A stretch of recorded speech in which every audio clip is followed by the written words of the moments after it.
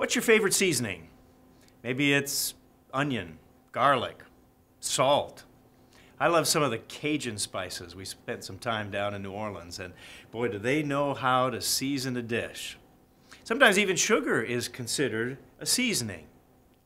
Now, why would it matter? Well, the connection is, what are our words like? How do we season the things that we say?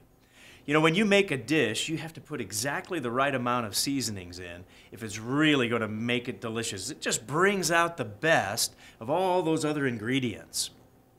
And it's an important subject because Christ himself said that we are justified by our words. And in fact, our words can also condemn us. So how do you season the things that you say?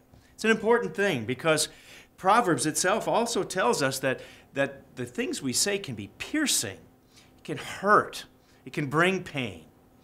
But yet, on the other hand, it can bring health. That's over in Proverbs, and that's in chapter 12, verse 18.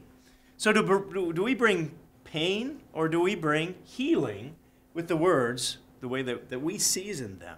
This is something that you can't cover in just one daily. It's something that would actually be very helpful if you did a study on this. Look at what the Bible has to say about words, about the way we use words, about the way we talk to each other. It's so important.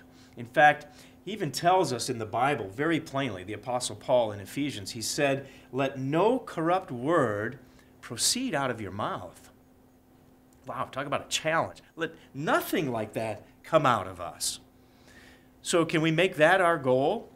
In fact, there's a passage over in the book of Colossians. It's in Colossians chapter 4, verse 6. It says this, "Let your speech always be with grace, seasoned with salt, that you may know how you ought to answer each one." There's a challenge.